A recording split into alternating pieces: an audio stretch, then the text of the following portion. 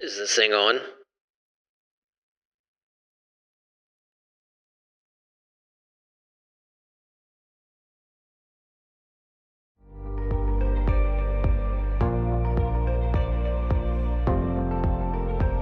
Speaking of Halloween, last night, your first Halloween with the kids. Yep. Yeah, it was pretty good. It was good. We went over to a friend's house and did nothing. Relatively newborn twins in the house. Yep. Congratulations. Thank That's you. a big deal. Yeah. 12 weeks this week on Thursday. Yep. So what they dress up as? So we went, apparently, in Irvington, Indiana, is one of the largest Halloween festivals in the country. Who knew? Apparently, these are things that my wife now finds out about. So we went to that, and they didn't dress up. We have like these things that sit in their stroller that are little like bear like onesies that they put on like to be warm in the stroller on walks. It worked out. It looked like they were dressed up like teddy bears, but it was just what we always put them in. So it worked out pretty well. Good. What did you do? Watch my teenage kids run off and just say goodbye, and that was it. Forget about it. And then I took my traditional large beer stein and roamed the thermos of neighborhood. hot chocolate. Yeah. And then I woke up this morning and didn't feel so great. But wonder why. Such is life. How about you, Kristin? So your babies kept warm. Yep. He kept warm. Yep. Vince kept warm with his beer and hot chocolate. Hot chocolate. Yep. Whatever was in the mug. We're not going to ask. And I found myself with a king-size box of Milk Duds. So nice. It's a good call, though. We all ended up pretty happy. Yeah. Yeah. I don't know the last time I had Milk Duds. I might have to go get some now. That's how I felt. See? I had to satisfy the craving. Yeah. And all of your dentists just said, thank you. Cha-ching. Awesome. Cool. Well, welcome everyone back to another episode of the Summits Podcast. For those tuning in on wherever you get your podcasts or those folks viewing on YouTube, thank you for joining us on this first day of November. Special guest today, folks, Kristin Spodobalski. I hope I pronounced that pretty close. Awesome. It's been a while since we've seen each other. We've actually met going back to 2015. We'll get into the details on that. And I will credit you with one thing, at least one thing that evening. My memory's a little fuzzy today. Same hot chocolate? Well, there was some, for sure that night. But informing me of someone's middle name that night. I don't know if you remember that or not, but I asked you for that little tidbit. And I've used that a couple times since. But again, we'll save that for later. Welcome to the Summits Podcast. Thank you for having me. I'm honored to be here. Yeah, I'm a little disappointed you're not in person, but I guess that just forces us to have to schedule another one, right? Yeah, well, it's definitely not the same experience, but we will make up for it tenfold. Okay, perfect. Or 18-fold. Get it? Well, Kristin, why don't you introduce yourself to our audience and fill them on it? Sure. I am Kristin Spodobalski, the daughter of Janet and Ed. Just kidding. I am a caregiver. That is what my soul and my heart has really sort of led me to in this life. Professionally, I come from, most of my professional career has been in healthcare of some sort. Spent a decade on the carrier side, and the rest of my time either in doctor's offices and now actually working for a caregiver's concierge. So really bringing my passion and my career together at this stage in life. Outside of that, I am a golfer. I'm a sister. I am a friend to many, and just trying to live every day like it's my last, for sure. A friend to many. Okay, friends of Kristin please comment on this video and let us know some real scoop here, folks. Yeah, we want to check that claim of, friend to many right there. Yeah, that goes for Janet and Ned too. If you guys want to comment on YouTube, are they big YouTubers? No, not so much. But we can make that happen. Yeah. We'll get into your job later because I do want to touch on that because that certainly plays a role here. Where you're from? I already know the answer, but for our audience sake. Sure. Yeah. Born and raised in Connecticut, a pretty small cow town over there, and spent the last 4 years or so in New York City, which is probably the biggest change that a little farm town girl can go to, but was a great experience. And now, due to COVID, I'm sitting back in Connecticut for the time being. So we'll see what the next journey leads me on. And NFL team of choice? I don't root for teams, really. I mean, I have a Giants sweatshirt, so I say that I'm a Giants fan sometimes. Sitting in Connecticut, since we don't have teams, like people either Patriots or Giants pretty much. I would go towards the Giants end of that due to my dad and my brother. Thank you. But I root for guys, like players, right? Like love Larry Fitzgerald. I think Drew Brees is a great guy. Russell Wilson. So I just want to see them do well and succeed and all of that. So no team. Really. I would have lost money on that one, by the way. Yeah. I thought she was like, oh, the New England Patriots, of course. Yeah. Yeah, no, that's kind of how I feel about it too. Yeah. Oh, perfect. All right. Well, so you mentioned this in your intro about being a caregiver. November, of course, is Multiple Cancers Awareness Month, but to include Caregivers Awareness Month. So, Kristin, what is your cancer story? My cancer story is that of a caregiver. So I fell in love with a man that was battling cancer at the time that we met. And his name, if people don't know by now, his name was Stuart Scott. And some of the listeners may have invited him into their living room every night, right? So they may feel like they know him just as well, and rightfully so. I quickly learned just a handful of months after we met that ugly C word started rearing its head again and really becoming a big part of our life. We often realized that it was him, I, and cancer all in one relationship, right? And so my cancer journey is one of an advocate and a partner, and really just making sure that my loved one had the support that he needed through his journey, working alongside all of his providers and specialists, oncologists, surgeons, you name it, all while managing appointments and bills and everything else that comes into play with cancer, with the cancer journey.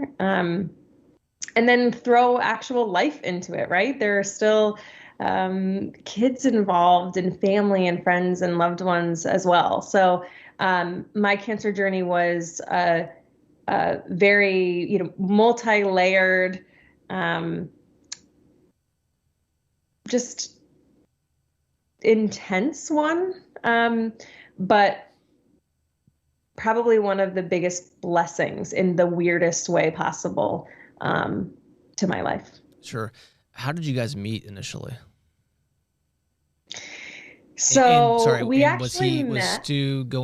Was he going through any treatments at that time, or was he in remission at that time? He was on an oral chemo. Okay. I knew nothing about it. So I just met him through a mutual friend. A couple weeks in a row, we were at the same restaurant in Connecticut here. ESPN is headquartered just maybe a half an hour from where we live. And so we were out and I had met him. I had met him actually a year and a half prior to that in passing. And so it was kind of like a nice to see you again sort of thing. And then 2 weeks later, he was at the same restaurant that I was again. And he was actually out celebrating his birthday. And so I went over to say happy birthday. And he popped up and came right over and started talking to me. And at that time, I actually thought he was interested in a friend of mine. So I didn't think anything of it. I'm just chit-chatting away or whatever. And I'm like, you know what? I have a really bad headache. I'm gonna go home. But it was nice to see you again. Hope you have a great birthday. Toodaloo, And he was like, well, what's your number? And asked me for my cell phone number. And again, I'm thinking he's just trying to get to my friend because he doesn't know her that well or whatever. And so I waited a moment and I said, well, aren't you going to get your cell phone or like a piece of paper or something to write this number on? And he's like, no, I remember them by jersey numbers. Oh, and I was like, so you just want me to say my number and you're going to remember it? Like, I'm supposed to believe that? He said, yeah. So I started, reciting my cell phone number, and he started spitting back grown men's names to me, like players, athletes. And I was like, that means nothing to me at all. Like in my head, this is what I'm thinking. I'm like, sure, Larry Bird and, whoever. Yeah. Cool. And then he's like, got it. I was like, you do know that you could just ask that person right there what my number is after I leave, like, and totally cheat your way through this whole thing. Yeah. But, so I left, I went home, and I can't remember if it was that same night or like 2 days later, I got a text, and all it said was, "Oh, ye of little faith." And I knew exactly what it was. He remembered the number, and it was all downhill from there. That's impressive. I would have liked to have said that, and I'd have been a great line. And then as soon as you were gone, I'm like, okay, what was that number again? Yeah. Let me quickly write that down. Yeah. That's same. good. I would have just gotten my phone out to begin with. I never would have acted like I would remember a thing. And frankly, the crazy thing is, I can believe that. I mean, I knew Stu like this much, but just that much was enough to think I can see him doing that 100%. Yeah. That's wild. Especially in a world where now you just like hand your phone to the other person, you have them put their number in your phone for you. It's like, what's your number here? Oh, is that what you put do? it in there? Yeah. I've been out of the game so long. I don't even know what. Cell phones you were don't around. even want to guess on how they spell their name, right? You're just exactly. Like, here is my phone. Put everything that you want me to know. All the details in. Yep. If you're going to put a fake number in, just go ahead and put straight in. Save me the hassle of doing it. Yeah. 555. Yeah, exactly. Wow, that's so strange. So then what happened? He asked me out for the following day. And I had no idea that he was actually supposed to be at work. We met at 5, which was helpful for my schedule, meeting me right after I got out of the office. But he typically went into the office at 5. And so we chatted till about 8. And all the things that you're not supposed to talk about on a quintessential first date, right? We talked about religion and politics and sports and, and then he's like, okay, well, I have to go to work. I'm like, oh, you like tonight you have to go to work? And he was on air by 11. He did the 11 o'clock Sports Center. So just within a couple hours, he was able to pop in and write his script and hop on air. So little by little, we continued to get to know each other, and just decided, really, I would say the turning point for us was when the cancer started to poke its little head out again, and we decided, or we found out that things were a little bit more intense than casually dating somebody, right? And, not only was he 20 years my senior, but we lived just very different lives, and we had to buckle down and get pretty serious about what was going to happen and how it was going to change our relationship, how it was going to change our life, and, how we wanted to handle that and sort of plan for each week respectively, but also each month and just the future together. So very quickly, I would say by the end of that year, we had to make some really tough decisions in terms of treatment plans and, how we would continue to both still work full time and support each other in that, until, long story short, we weren't able to do that. So I actually ended up having to resign from my career, to take care of him full time. And, I did so for the last couple of years of his life. So, which is pretty, look, everyone's different. But I would say that was sped up pretty quick to go from just meeting someone and starting to date a little bit to like some pretty serious stuff. Mm-hmm. That's impressive. That kind of tells you what kind of chemistry was there from the get-go. Yeah. I'm biased, but I agree. I think, from my perspective, I had always been a caregiver. I grew up in a household where one parent had some medical conditions. And so I already knew the healthcare industry really well, given just even my professional past, and being able to understand what he was saying to me, help him understand some of what was being said to him. Sure.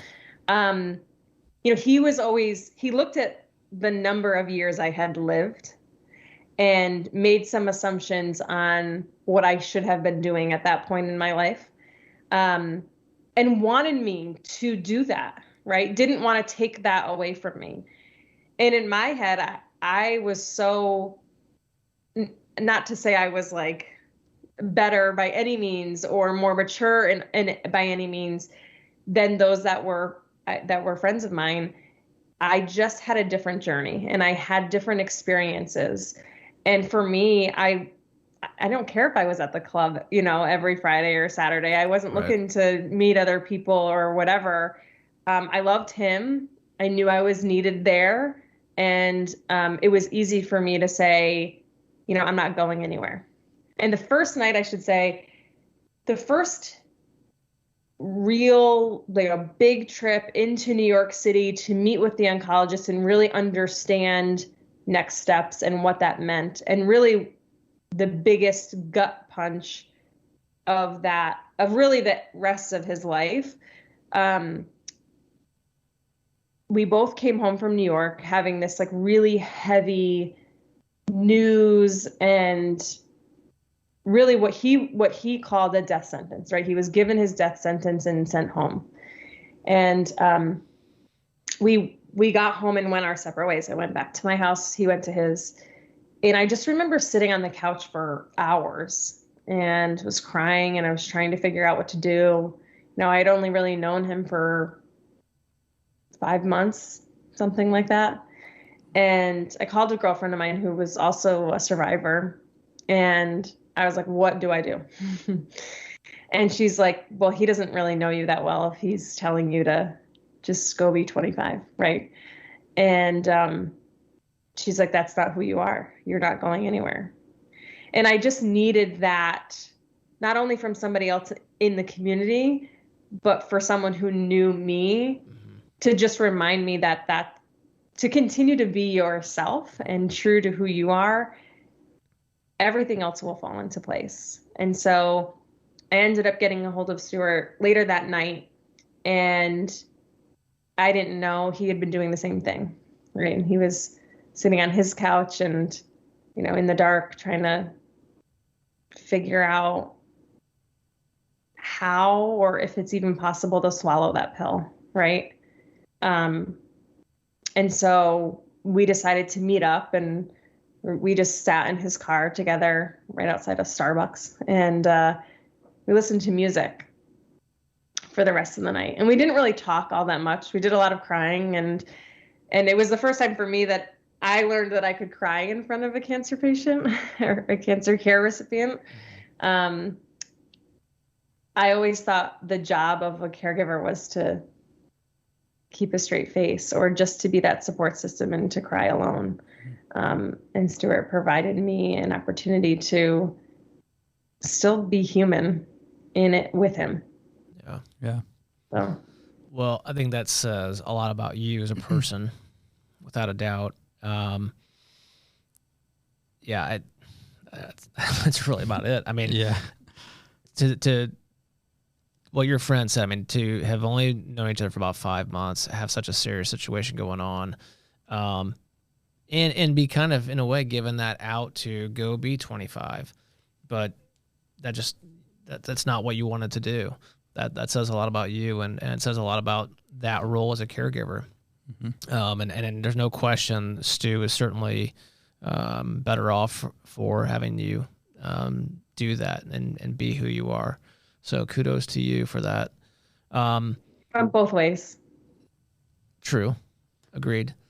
When was that roughly, like what year?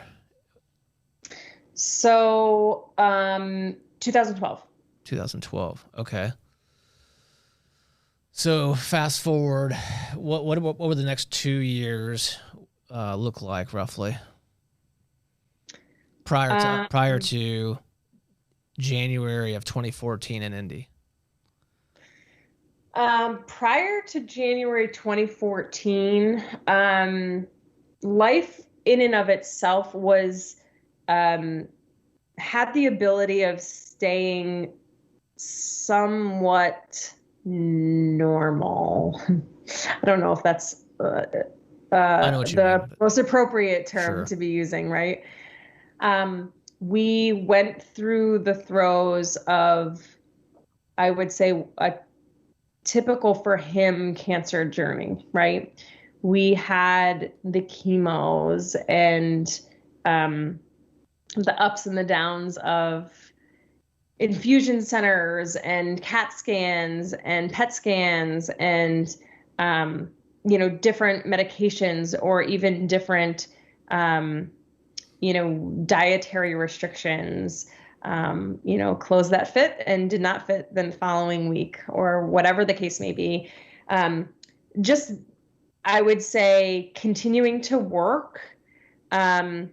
I moved in full time within the following 6 months. So like May of 2013, I had moved in with him to really do this thing full time.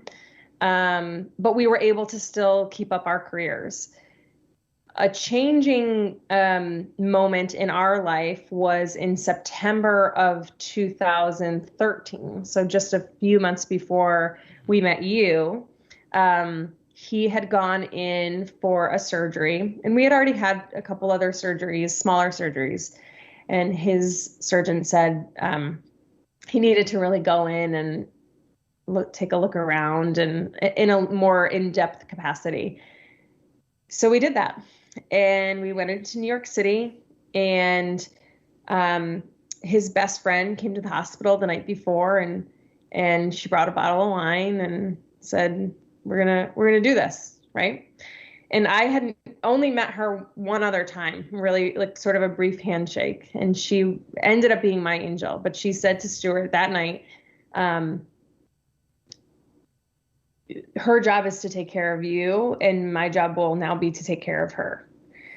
And so we all sort of cheers to life and the unknown of the next day. And she came back the next morning and she sat with me, really a complete stranger, for 13 and a half hours while he was in surgery. So we got to know each other a little bit. Yeah. And he came out with a 14-inch incision down his torso. And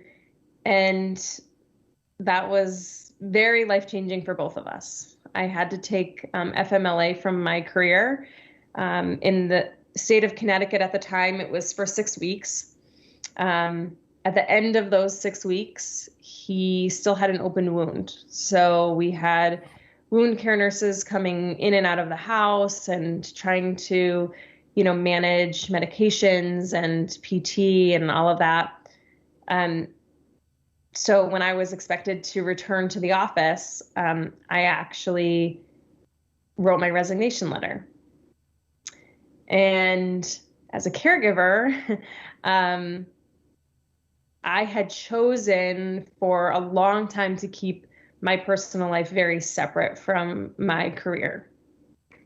And so that resignation letter came as a surprise to some of the leadership at work. And some of the commentary that I got was not so nice.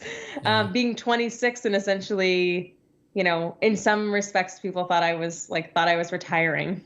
And I knew that wasn't the case, but I knew that I was needed more so at home than at work. And luckily we had the ability for me to do so. So I resigned full time. And so by the time we met you, we were healed. And I say we, like I was part of that, but I was the support. Yeah. I was the background cheerleader, but we were able to get him back on his feet, and through the entire healing process, and to fly down to Indianapolis. Because who doesn't want to come to Indy in January, right? I know. That was like, well, we're healthy again. We might as well go to like our favorite place. Yeah. I'll tell you the funny thing, actually. So when we very first started dating, I used to travel a lot for work. And one of my trips in the very beginning was to Indianapolis to visit a client. And so he's like, oh, yeah, we were just down there for the Super Bowl or whatever. What year did you guys have the Super Bowl? 2010, 11? Yeah, well, sounds about right. Well, somewhere in that something like that. Yeah, somewhere in there. And so he's like, you got to go to this restaurant. You got to, I'm like, okay, I'm nowhere, I'm putzing around town in my little rental car while I have some free time. So he calls this restaurant, and this is like all new to me, right? I'm just like, I just need a meal, and then I'm going back to the room and going to sleep. He calls the restaurant, he has this like corner table set up for me, pays the bill, sends over dessert. So the time that you invited us was the first time that we were able to actually go together. Okay. Wow. And so my second time ever there. And it was kind of a nice sort of to bring it full circle. When you called, it was kind of nice to go back and actually be with him that time. Yeah. So I guess I don't know the story about how you met the two of them, I guess, or how that all kind of unfolded. Well, yeah, I could tell a funny version of that, but it's probably not appropriate. So we have a mutual friend, Douglas Edward Ullman, who we had as a guest previously. I had to throw the middle name in there because that's all part of that night. And honestly, I don't recall, because I remember things that happened 2 weeks ago, let alone, multiple years ago, how it initially came up. But maybe I think I'd seen Doug and Stu were on a golf trip together or something like that, and he sent me a photo, or I saw it on the Facebook or whatever, and so I just connected with Doug and said, hey, holy crap, you know Stuart Scott. Anyway, long story short, I was trying to get Doug to come in, and he had come in for a previous one, I believe. So it's all kind of fuzzy now. But anyway, he made the connection. Okay. And so true to form, and I'm not just saying this because we're doing this episode, but like I didn't know Stuart Scott. I knew him as well as anyone else did. Meaning you watch ESPN, there he is. That I don't know him personally whatsoever. And it would have been super easy for someone like that to say, okay, well, you go through so-and-so, they're my publicist or whatever. And that's like that arm length interaction and until they actually show up. But Stu wasn't like that. Stu was like, oh yeah, once he determined that he felt like he could do it. And there was, of course, a kind of an asterisk saying, depending, assuming I feel up to it and nothing changes. And I'm like, I totally get it. So it was kind of up until, I don't want to say the 10th hour, but up until the last minute until you really knew for sure.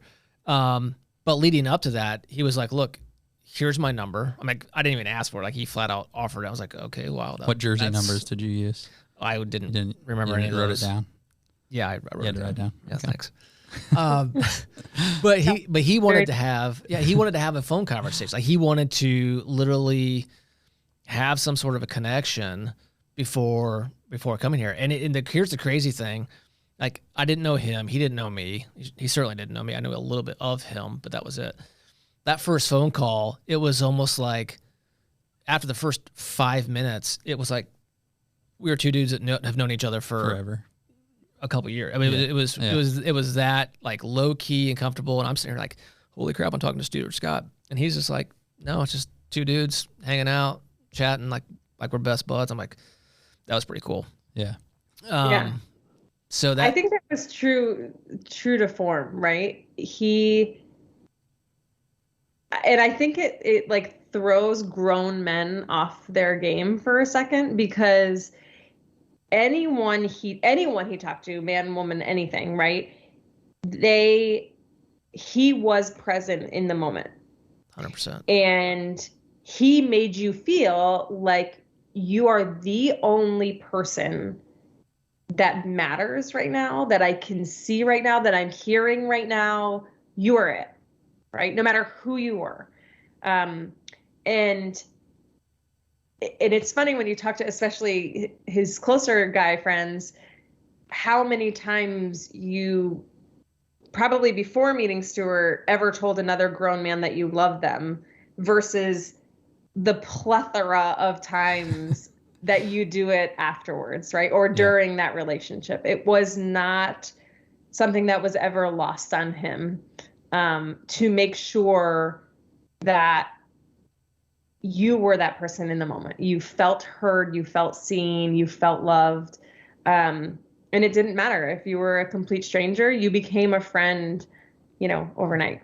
Yeah. So. And I have a follow-up to that is the total hits the nail on the head there. But here's one thing I really remember about that particular evening. There are a couple things. One, he needed some assistance with tying his bow tie, which most of us do, because like if you've never tied a real bow tie, it's not as easy as it looks. Fortunately, YouTube has nice video to show that. But during dinner, I look over and he's sitting there and he's just reviewing his note cards, and I'm like, okay, just doing a little prep work. But the one thing that came across to me, and I've heard this from numerous people that were there that night, was the guy was just so on his game, so polished, so smooth. Yeah, he was rehearsing and going through stuff, but he wasn't like up there, reading from his note card. Yeah. And I mean, that's why he is who he is and why he's known the way he's known. And I mean, that term "cool" as the other side of the pillow resonates because it, aside from the fact that everyone knows what that means, but like that's him. I mean, that dude was just so smooth, so professional, delivered things so well, spoke so well in terms of how he delivers what he's trying to say. I was beyond impressed, and I think everyone else was as well. Now, real quick, fast forwarding from then, so that was January. November of 2014, it's Thanksgiving week. I'm actually in North Carolina with family for Thanksgiving, and he and I had kind of gone back and forth, and I think, Sage Steele was involved a few times because we were trying the Indiana versus North Carolina thing, and we were doing a little bit of bantering about wearing candy stripe pants or that jacket and whatnot. Your normal attire, right? Here's the interesting thing. So it's Thanksgiving week. He's going through some more stuff at that point in time, and unsolicited, I get a text because we kept talking about how we were going to play golf that summer, and ultimately it just never happened. But he sent me a text saying, "Hey brother, happy Thanksgiving." Again, look, we've known each other for a couple of months, but we're not like best buds or by any means. Yeah. Happy Thanksgiving, and something about enjoy North Carolina. I hope you get to tee it up. I'm sorry we haven't been able to do that yet, and just like that. And I'm like, wow, where did that come from? But that just, again, shows you what kind of person Stu was. So I'll tell you a little bit of background of that, actually. So that Thanksgiving we had just gone home 2 nights before Thanksgiving, the Tuesday before Thanksgiving that year, from 75-day stay in the hospital. Wow. So that was probably from bed or wherever he was texting you from. But I think it's, again, true to form, right? There were multiple nights where, so Stuart had appendiceal cancer, and which is fairly rare, right? You meet people with all different types of cancer, but you don't hear that one very often. And he was also, I guess Twitter was like a bigger thing back then. I don't know. Maybe it still is. I don't use it as much, but it probably still is. Maybe it's just me. Yeah. Okay, fine. Yeah, it's okay. It's okay. You're more of a TikTok star, right? I'm not a TikTok star. But he was on Twitter a lot, right? Yeah. And so we would get messages from complete strangers who also were battling appendiceal cancer. And again, they became a part of our family. And really, there was only maybe 5 of them in his entire journey with cancer. He was originally diagnosed in 2007.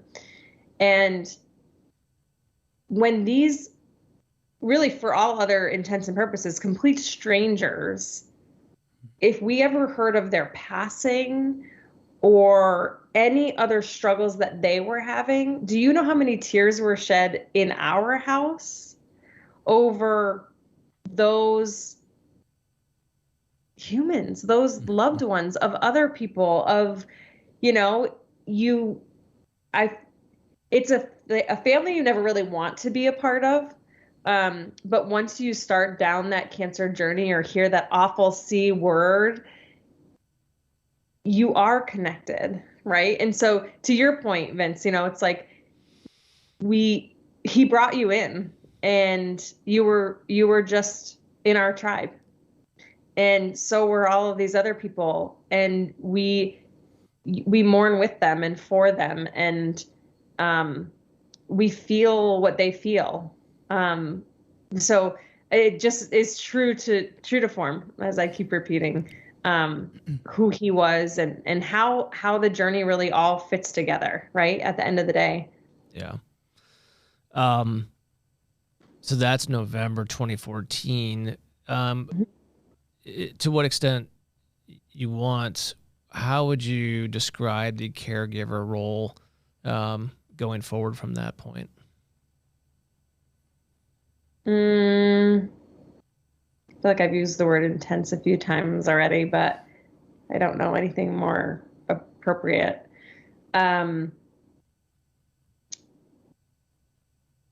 From November, that was really the end of November, to January, very beginning of January, it's really only a few weeks, right? Yeah, life-changing. I don't know how I would describe it. There is no word that really fits it.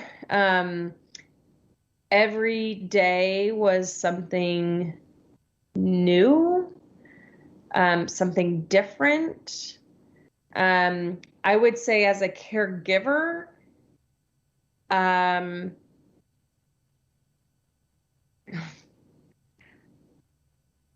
I had to stay on top of his care. I was doing a lot of it at that point. Almost every single night was a sleepless night. Administering medications around the clock. Constantly remaining in contact with 1-2 providers, 1 or 2 surgeons, making sure that we were, remaining sort of on par with what was expected in terms of doctor's appointments, and trying to really, I would say, separate from the medical stance of it, as a caregiver, understanding boundaries and personal self-care and rest was a huge part of it. I know by that point in our relationship and journey together, we became one. We knew what each other needed when we needed it, and it became easier to set those boundaries to remain sane. And sane at this was not the sane that the three of us are today, right? If that exists. It was like the level of insanity that we were going through to at least remain there and not have all of those peaks and valleys all of the time. Because as people didn't see him on air as much anymore, as people didn't get those phone calls or texts in return, or if anybody did happen to see him, how he looked was very different. Being able to protect that as much as we possibly could so that he could make it to the next day and not exert all of his energy on making sure that that person felt loved when he was literally fighting to survive every day. So it was it was a handful of weeks that completely changed my life. And I don't know. Is that? No, I think that's a pretty good description. I really remember that day when the news broke. We actually had just finished playing. We had an alumni high school basketball league when we were. This is 2015 now. So 6 years ago, when we were still actively attempting to play basketball and avoid injury at all cost. But when the news broke, and just in shock. I mean, I've been paying close attention to all the things were leading up, and I don't want to say it was like anticipated, but whether it's anticipated or not, when that news finally breaks, it was a tough one, and we received a lot of feedback from folks who were there at the gala from 2014. Just it kind of hit them the same way as it did people across internationally, not just across the country. Beyond that, I guess moving to the next chapter, which is what you do today. When I learned of what you're doing right now, job wise, I was like, that is so fitting. And that really was one of many things, but one of the reasons why I wanted to spark this conversation, because I wanted to learn more about not only what you were up to and what the company does, but just learn, like, how did that happen? Because again, as you and I have spoke about before, like, that spot on. Like, I can't think of, and I don't know all the details, it's none of my business, but I can't think of a better type of role for you, the little that we know each other. So if you would, let's talk about what you're doing today. Well, thanks. I work for a caregiver's concierge. So, I think that it's really important for caregivers to be allowed or have the opportunity to just be the daughter, or just be the spouse, or the mom, or the husband, or the son, or whatever that relationship is to your loved one, or even the self that's going through something or another, right? I think that's really important. And I was working in group insurance back in the day, and not something that I'm completely passionate about by any means. What's wrong with insurance? It's super exciting. Yeah, it's so exciting. And I was in a training, and one of my colleagues sort of asked me, like, why did you leave the workforce, and why the heck did you come back? Like, what's your story? What's going on? And I don't typically give my partner's name out. It's not something that, it's personal. I know that's funny to say, right? It was like, international news, like you said. But a lot of people actually most people that I work with today still don't, they know my story, but they don't know who, Sure. I've never shared the name. So it's just my choice, I guess, at this point. Who knows? Maybe that will change sometime. People may subscribe to YouTube and see this, but no. So, I think this woman was just asking me what my journey was like, and just very high level told her that I've always been a caregiver, and I had to step away to care for a partner of mine, and as much as I never thought I would go back to group insurance either, it was the smartest and probably the safest move for me to make at that time. I stayed unemployed for a handful of months before I joined the workforce again. And at that point in my life, I thought I could conquer the world. Honestly, I thought, I was taking interviews all over the country and turning down the jobs because I was so worn down and really needing to build myself back up that I needed to remain focused on the basics. Right. And so I went back to a job I knew with people I knew, and it was the best decision. And so that's what I explained to her. And I said, if I could figure out how to make a living off of taking care of people, 100%, I would do it. Right. Sure. Sign me up. So like 5 minutes later, she whacks me on the arm and she said, I have someone you need to meet. I said, okay. I have like severe FOMO. If we do ever get together again, like you'll know, I'll say yes to pretty much anything. I just love to live and learn and all of that. So I met up with her friend, Lindsay Jura-Strasner, who's the CEO and founder of the company that I work for, Wealthy. It's a caregivers concierge, and we just totally hit it off. A meeting that was supposed to be a half an hour ended up being an hour and a half. And I said, this, I could sell. Like, take a chance on me, essentially, right? I could do this. Did she memorize your digits by jersey numbers?